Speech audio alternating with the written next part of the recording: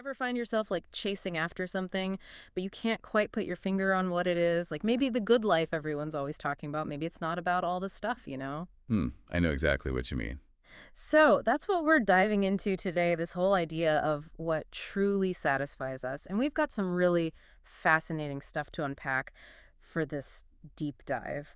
Personal essays, like some really heartfelt ones, even some Dostoevsky, got to have a little philosophical weight in there. Could be quite a journey. Right, quite a journey. Okay, so first up, we've got this essay from an online forum, and it's called simply The Best Things in Life Are Free.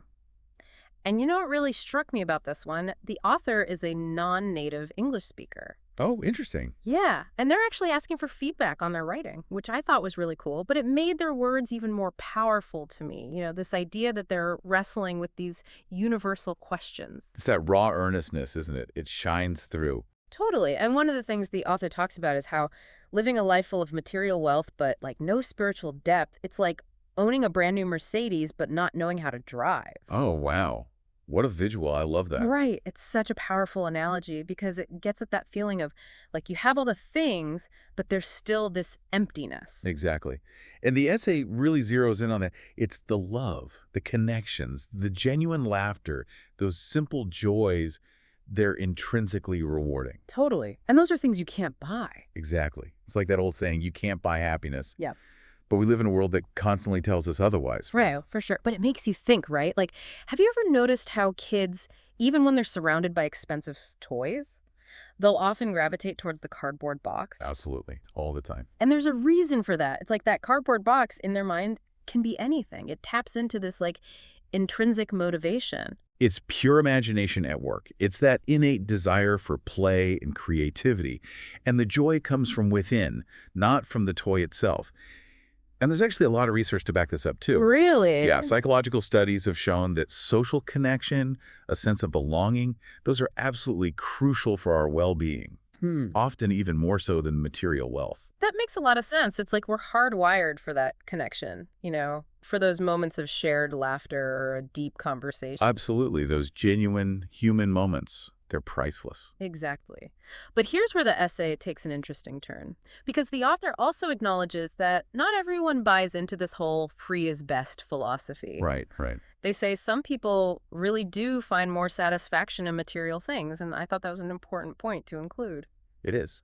Because we can't just dismiss that perspective. After all, we do live in a world that often equates success with, well, with stuff, Right. with how much you can acquire. It's that keeping up with the Joneses thing, right? Always striving for the next big thing. Exactly. And it can be so easy to get caught up in that mindset, to believe that happiness is just around the corner.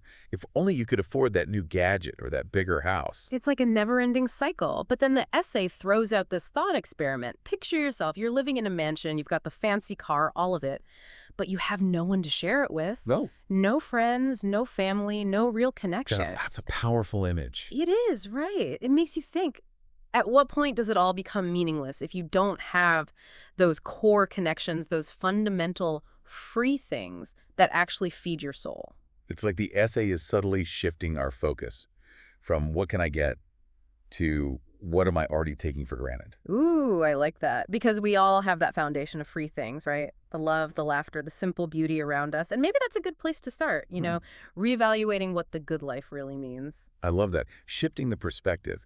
And that brings us to another really interesting part of this whole conversation. The concept of beauty itself. It's interesting how you phrase that, the concept of beauty, because it's not always like a physical thing, is it? Right. It's more of a feeling and experience. Exactly. And yet Dostoevsky, the literary giant, he believed it had this incredible power. Oh, absolutely. Dostoevsky was all about the transformative power of beauty. Right.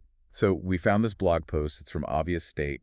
And they really dig into Dostoevsky's famous quote, the one, beauty will save the world.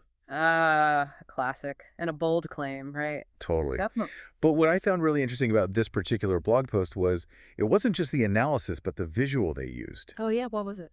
So it's this image of a globe, and it's slowly transforming into a magnolia flower. Wow. I see it. It's like they're trying to visually represent beauty as this force of change, something that goes beyond like physical boundaries and differences. Yes, that's exactly it. It reminds me of those like stunning nature photos that just stop you in your tracks, Mm. where you just have to pause and like feel that sense of wonder. Oh, totally. Those moments where you're just in awe of the natural world. It's definitely a thing. It's powerful stuff. But then, and this is where it gets really interesting, the blog brings in another literary heavyweight, Alexander Solzhenitsyn. Oh, okay, yeah. Solzhenitsyn. He had a bit of a different take on things, didn't he? Yeah, he did. I mean, talk about a different life experience. He's famous for challenging Dostoevsky's quote, asking, when in bloodthirsty history did beauty ever save anyone from anything? Oof. That's a heavy one. And it's a question that really makes you think, especially coming from Solzhenitsyn, the guy who lived through the Soviet gulags. He saw the absolute worst of humanity. Exactly. So it makes you wonder, right? Can art, can beauty, can these things really offer solace and hope when you're facing that level of suffering? Or is it just a distraction, a way to avoid the harsh realities of the world? It's that age-old question, isn't it? The role of art in a world full of pain and suffering. And Solzhenitsyn wrestles with that tension. He acknowledges that beauty alone, like it can't magically erase suffering or injustice. But then he offers this really interesting perspective. He says that while beauty may not directly save us from hardship, it can spark something within us. Like ignite a fire. Exactly. It can inspire us to strive for truth, for goodness, even in the darkest of times. He suggests that art can cut through all the noise, all the propaganda, all the BS, and reveal truth in a way that resonates deep within our souls. It's like art bypasses our brains and speaks directly to our heart. Yes, 100%. And this is where Solzhenitsyn makes this really crucial connection. He argues that, especially when truth and goodness are being suppressed, which, let's face it, happens all too often, beauty can push through and soar to that very same place, and in so doing will fulfill the work of all three. Wow, that's really powerful. It is, and I think it's especially relevant today, even if most of us aren't, living under oppressive regimes. Think about it. We are constantly bombarded with information. And let's be real, a lot of it is conflicting, overwhelming, even downright wrong. Oh, 100%. Information overload is real. It is. So Yeah. being able to discern truth from falsehood, finding those genuinely beautiful and meaningful things in all the chaos, that's a skill in itself. It really is. Like, you almost have to train yourself to be receptive to it, to recognize and appreciate true beauty. Yes. And that brings us to another fascinating exploration of this whole push and pull between ambition, meaning, and even this longing for simplicity. The life of Charles Foster Kane, as depicted in the masterpiece that is Citizen Kane, offers a pretty compelling case study, I think. It's funny you mentioned Citizen Kane because when we think of ambition, right, it's usually about getting more, achieving more, all that. But here's Kane, this guy. He's like the poster boy for ambition. And yet, what's his last word? Rosebud. Rosebud. It's such an enigma, isn't it? One word. And yet it carries all this weight.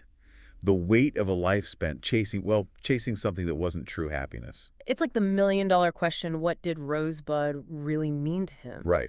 We dug into a couple sources, like Bartleby, the Criterion Collection, really tried to unpack this whole thing. And what really gets me is how Kane, this guy, he's got everything, money, power, but he still seems so, I don't know, almost haunted by this sense of longing. Totally. It's like he won all the games but forgot to enjoy playing them. Exactly. And that image of Rosebud, the sled from his childhood, gets me every time.